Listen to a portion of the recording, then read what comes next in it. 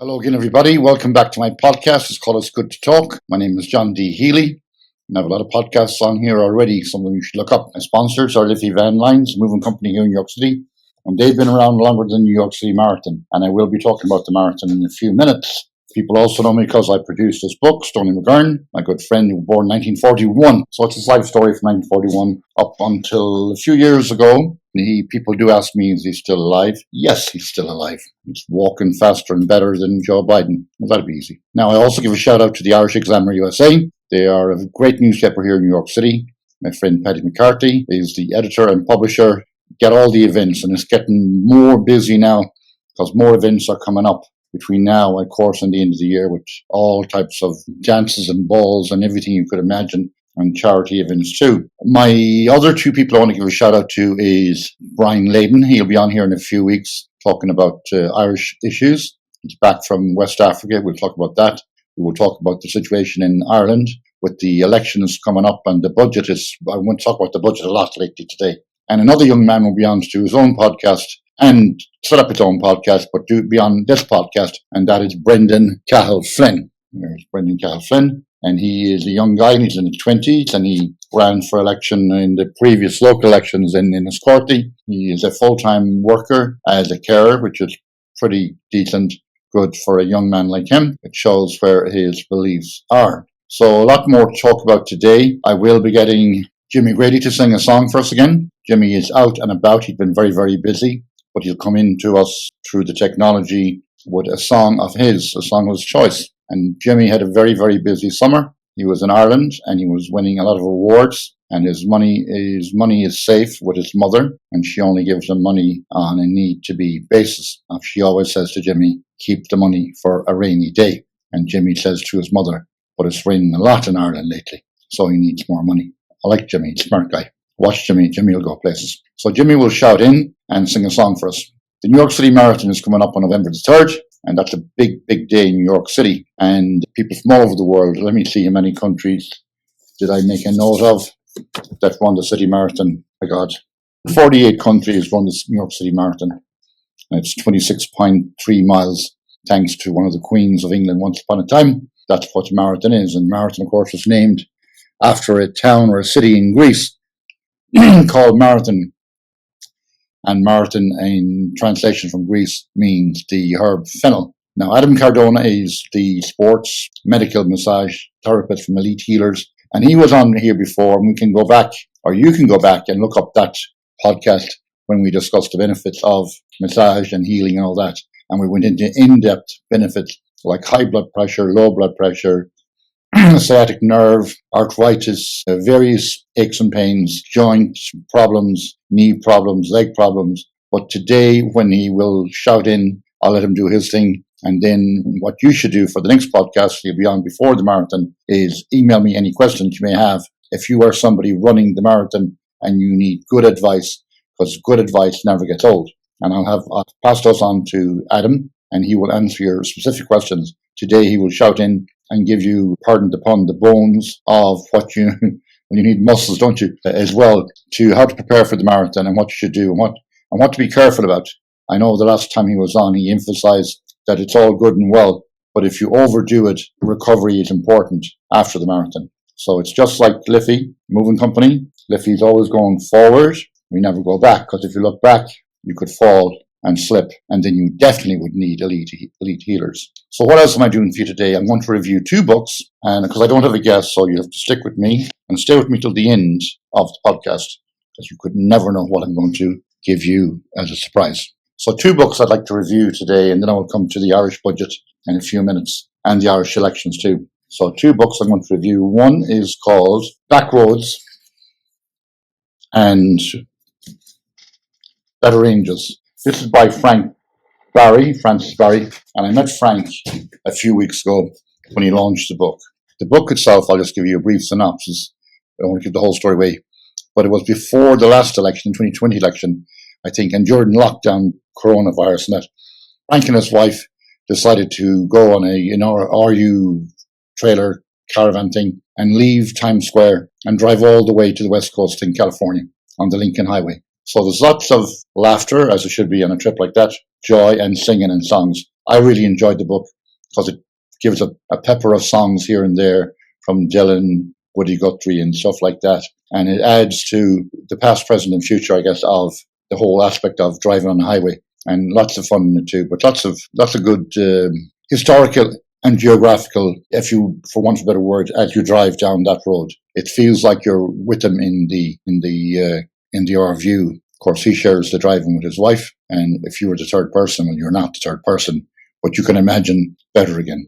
And they stop here and there along the way, and they meet interesting people. And indeed, that's what my podcast is about, is meeting interesting people as well. So that book is available on Amazon. I read it, so I really enjoyed that one. Now, my next book is also about somebody I really admire, and you know this from previous podcasts, my good friend Bono from the north side of Dublin, and this book is called Surrender, and it's by Bono, and I haven't read it in fully yet, but when I'm back on my next podcast, I'll give you all of the synopsis of it. But Bono being from the north side of Dublin, the U2 band, he goes into all of that, and he goes into the background of it, and the nuts and bolts, and everything. And I must say, he is very humble in his words and his description and everything about it, and why the band has stayed together. Not too many people admire that aspect of U2 and Bono, that they've been together for 4 or 5 generations now. And he is a good person, and he had his own ups and downs, like all of us, be it health issues, be it emotional issues, or case may be. But he is a good person, and I'm looking forward to finishing the book.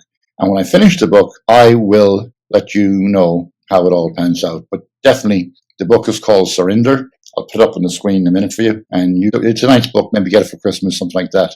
Especially if you're a historian of music. I'm sure Paddy McCarthy, I might get this for Paddy McCarthy for Christmas.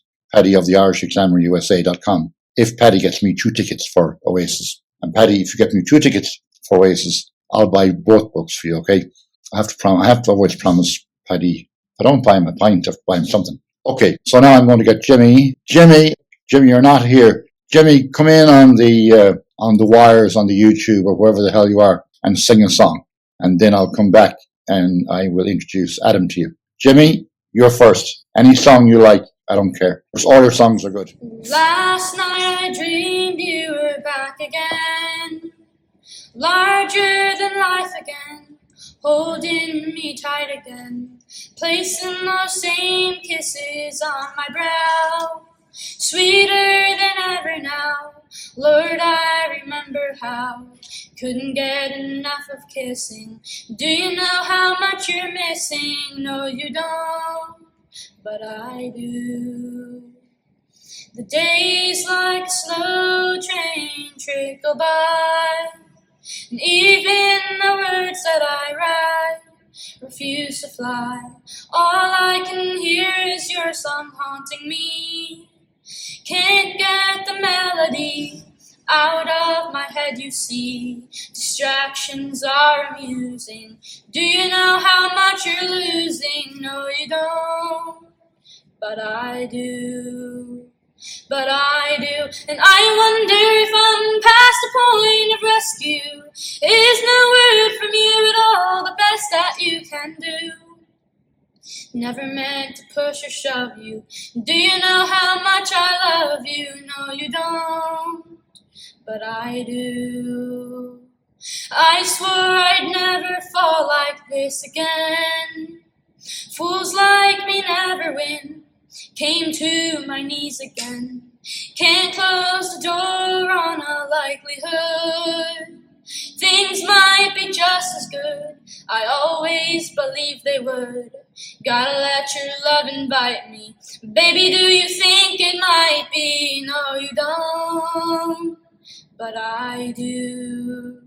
I know you don't, but I do. I know you don't, but I do. Jimmy, thank you very much. Now I'm going back to give another shout out for a play called The Smuggler. I saw this play down in the Irish Rep Centre over a year ago or more, and Mick Molanphy will be performing this play again. It's a one-man show, as we call it, and Mick Molanphy is a well-known actor here in New York City. Many plays behind him, especially in the Irish Rep and upstairs in Ryan's Daughter. Now let me get you the details. It's going to be on September the 27th and 28th, and it's in Bloom's Tavern 208th Street East, 58th Street, Bloom's Tavern. I know, I had a photograph taken outside Bloom's Tavern with a statue of James Joyce. Who else? James Joyce, as you know, wrote Ulysses. And James Joyce worked in many, many languages and many, many religions. So James Joyce, one to be reckoned with. He did explain the story of Adam and Eve in the Garden of Eden and said poor Adam was a humble gardener, and that lady, that woman, came around naked and tempted him as he was just raking up leaves. And here we are, here we are all suffering since. Holy Mary, Mother of God. Anyway, see Mike McMullanphy in Bloom's Tavern the end of September. Tickets, I believe, are about $50, but you do get a free cocktail. Okay, now back to the New York City Marathon before I get into the budget stuff. And the New York City Marathon is November the 3rd. And now I'll give a shout to Adam. Where are you in the world of... Yeah, Adam is going to explain to you do's and don'ts while you prepare for the New York City Marathon. And you do have time. I think you have a few weeks left to get yourself together. Adam. Hey, John, thanks for having me. It's Adam Cardona from Lee Healer's Sports Massage today. We are located in New York City in Midtown Manhattan at 57th Street and Park Avenue. You can look us up at elitehealersportsmassage.com if you want to schedule an appointment with us. And now, let's talk about the marathon. So, when it comes to the marathon, what can you do to prevent injury? Well, first off, you should be listening to your running coach, which I know has nothing to do with Lee Healer's Sports Massage, but having a running coach, especially for beginners, is super important. They're going to plan out your sessions, tell you how to progress safely and in a way that'll help you, and that will help you out a lot. Now, when you're looking at days like today, it's the middle of September, and what winds up happening is people are starting to hit their peaks in their training. They're doing like 18 to 20 miles before they get up into those even higher mileages, but that's when everything starts to go wrong. That's when all of a sudden you feel your muscular imbalances. Your legs feel like lead. And now, what should you do if you feel your muscular imbalances and you haven't gotten injured yet? Then you need to come by a place like Elite Healer Sports Massage, where they actually take care of athletes of all types, especially runners, and then schedule a sports massage treatment for your legs. So that way you can get out the heaviness, because when your legs feel heavy from all this training, that's knots and shortened muscle tissue and even shortened fascia, just preventing you from actually being able to properly run. So that way you take care of it, you get rid of it, and then your legs feel light. And then if you have stuff like runner's knee, shin splints, tight calves, hamstrings, that's when you get a sports massage too. You take care of that so that way you could run more efficiently. But let's say you get like a strain or you have something that's a little more serious, that's when you're going to need a medical massage. But get the sports massage before you wind up getting injured. And that way you won't need a medical massage unless, God forbid, an act of God happens and you just can't control it, right? So go in there, get that sports massage. If you're in New York City and you're training for the marathon, you can just come here on 57th and Park, elitehealersportsmassage.com, schedule your appointment, get fixed up. And for the international audience and everybody in Ireland, I also invite you post-massage to get your post-massage recovery treatment with us as well. Because not only do we prep you on your way to the marathon, getting you ready to run that marathon, but once you're done, we'll restore you so you can push as hard as you want in the marathon, hit your personal best, but not have a hellish week of just feeling tight and out of balance. And those are some things you can do to actually help prevent. Oh, and I also remembered one other thing that you can do. You can do dynamic warm-ups. You can use a massage gun to warm up. I have great videos on the YouTube channel teaching you how to use a massage gun for your legs. And then you cool down with stretching. Aside from sports massage, you can also use foam rolling to help both the warmth and the cool down. Those are also free content that I have available on YouTube. So after you're done listening to John, come check out my channel and let me help you out with your athletic pursuits. And thank you very much, John. Back to you. Thank you, Adam, for that. Advice never gets old. One more shout out. I'm doing a lot of shout outs, but I like to do that because the people that help me, I help them. The IBO, Paul Finnegan, he was on my last podcast. If you didn't hear my last podcast, you can go back and tune in to my last podcast, johndhealy.com, John D. Healy, and you can Google me and get me, YouTube, and IBO Paul Finnegan. And in that podcast, we covered a lot of the history of the IBO. Amazing the amount of people that didn't know the IBO existed, and they sent me emails. But you can put your little comment in on the box here as well. Now, the IBO, Paul Finnegan in particular, has a big event coming up October the 20th. It's called Project Children, and that's like 5K, which 5 kilometer, I guess. Yeah, 5 kilometer. Run, walk, or sit there, do nothing, and fundraising for a project. called Project Children. So go into the IBO, irishbusinessorganisation.org, and get the details of that. And I was at a recent IBO event, and Rory McCreesh was the guest speaker, and he has a huge project coming up in South Armagh, actually, and that's interesting too. And you'll probably get details of that when you go into the IBO and look up the previous events that they did. Okay, so I think I've got all the shout outs out of the way, and now I'm going to move on to what's coming up, especially when I will have Brian Layden on here. Brian, as I told you, is a writer, historian, and author. He's published at least 4 books, if I can catch up with him. And when Healy on with me here, we will be talking about the up and coming budget in Ireland, which will be October the 1st. And it's going to be apparently a bonanza budget, because it's also going to be an election coming up after that. So whoever is in government, they like to give things away. And excuse me, recently, thanks to the EU being the European Economic Community, we're part of the EEC, they caught up with Apple and they charged or fined Apple billions to give back to the Irish government. It's a huge amount of money. Sorry, trillions. I think 13 trillion or something like that. It's a big number. You can Google it. And of course, the Irish government, they weren't expecting this. It's a windfall, really and truly. But the Irish finances were in good fettle anyway. They were in good state, so they had a surplus. Despite, you might wonder why we have a shortage of housing in Ireland and hospital waiting lists and stuff like that. Infrastructure, come on, for God's sake. Anyways, let me give you some background to put a bit of meat on the bone, pardon the pun, and give you some statistics. The population of Ireland is 5.2 or 3. Population of Northern Ireland is about 1.8. Put it all together, let's call it 7 million. It's not a huge, as a matter of fact, that's lesser population than New York City. If we call New York 8 million, give or take, and if we call Ireland 7 million, give or take, because there's always a few people wandering around that don't do the census. There's always people like that. So I don't know, there should be a margin of error there for those that don't fill out the statistics. So I'll give you my thoughts on the budget, and if I was doing the budget, what I would do to solve some of the problems. I did do a podcast here on RT scandals. That's a few weeks back too, and that's worth looking at, where the Irish government is given 750 million, I think, to RT over the next 3 years. That's ridiculous. That's a waste of money. And if you go into that podcast, you'll see how I would have invested that amount of money rather than give it to RT.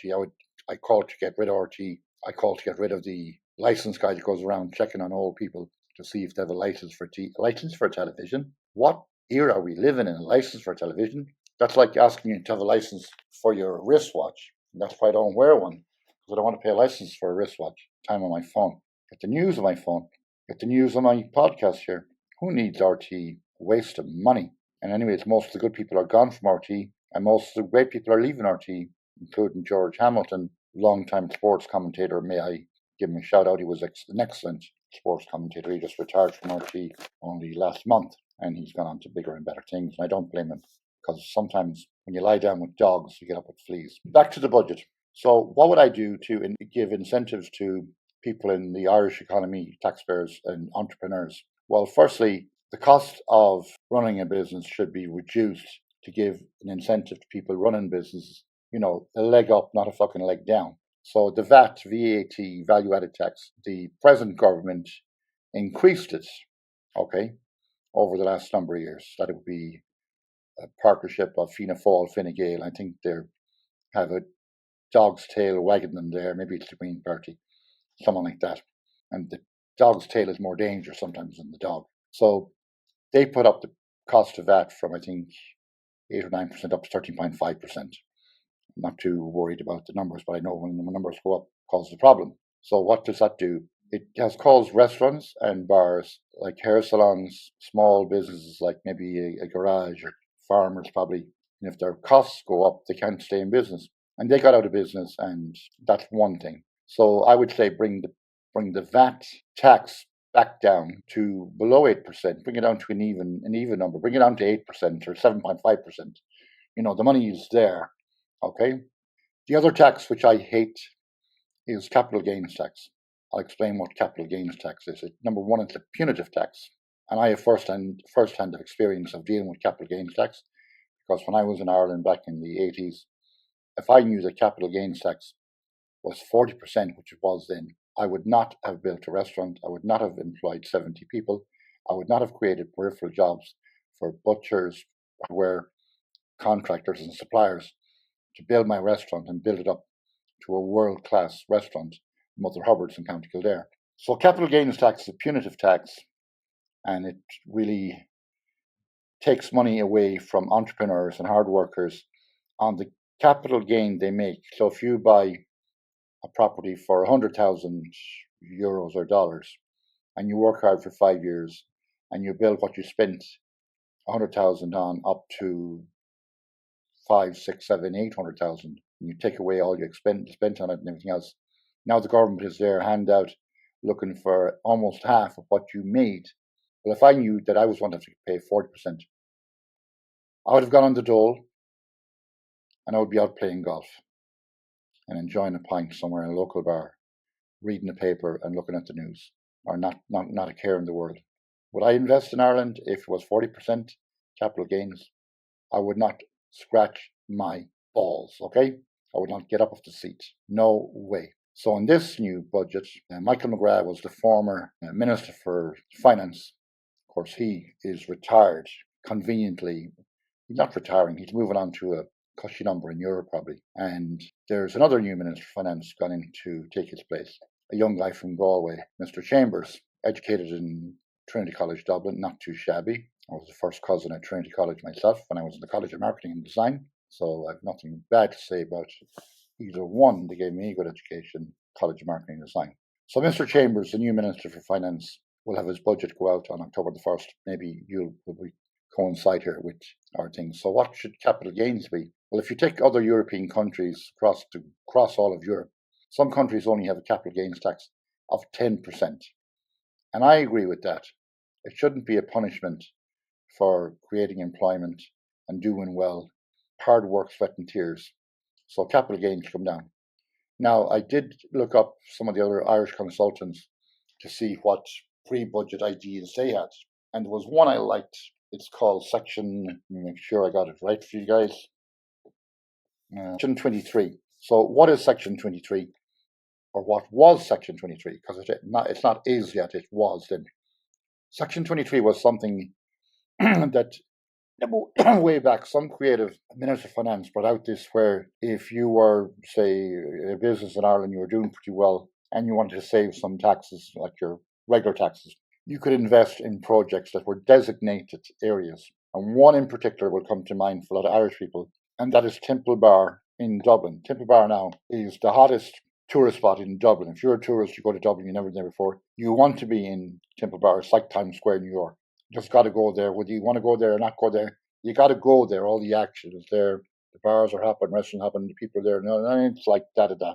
It's tourism. So what was Temple Bar before it was Temple Bar? It was a shithole, okay? The buildings were falling down. I mean, really falling down. They were unoccupied. They were so dilapidated, not even rats would fucking live in them, okay?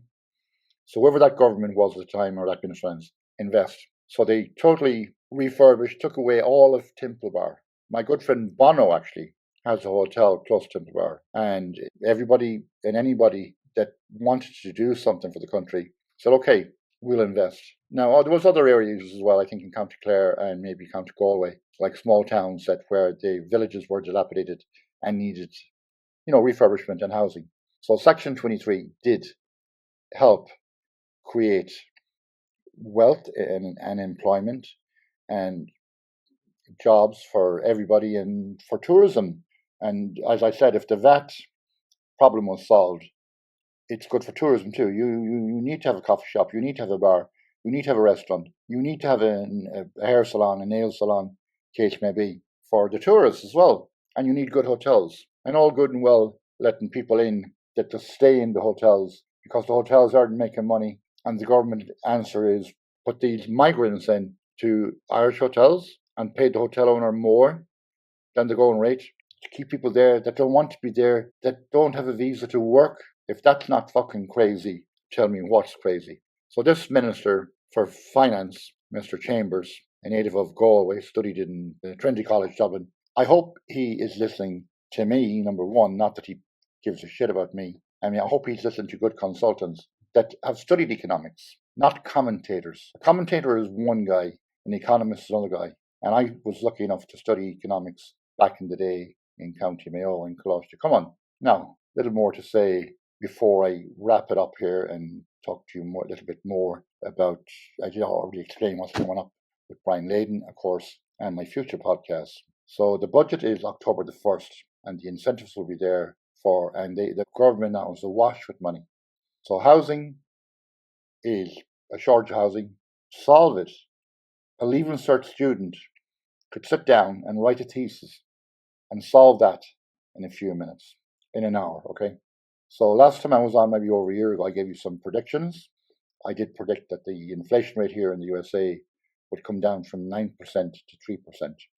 Today, the inflation rate, as per my prediction, is 2.5%. When I spoke to you back then over a year ago, the price of the barrel of oil, crude oil, was $90 a barrel. It's down now to about $71, $72, hitting the low 70s. I did predict on a previous podcast that I expect the price of oil to come down as low as $65 a barrel, okay? And in another podcast, I will explain all this, because if I go into all that, I'll have to explain what sanctions are, what tariffs are, why they're good and why they're bad. Mostly negative, to say the least. Oil is coming down. We do have some wars going on in the world, unfortunately. As I've said before, war and love, what have they in common? Easy to start and hard to end. I'm sad, with a lot of sadness, that those wars are going on. And some, like in places like Saddam, 47 million people fighting with each other. Crazy. Israel and Gaza, crazy. That could be stopped within a day if the right decisions were made by the right people, rather than everyone killing each other, which only creates hatred, and hatred lasts long. Easy to forget, hard to forgive. So with that, I will go out on the European National Anthem, as I always do, and tune in next time for my next podcast, and around Halloween I will be more predictions. Okay, bye for now. And Slán a bháile, as I speak my Gaelic language, Shin Scale agus Bé Scale Ella, Slán go fóill.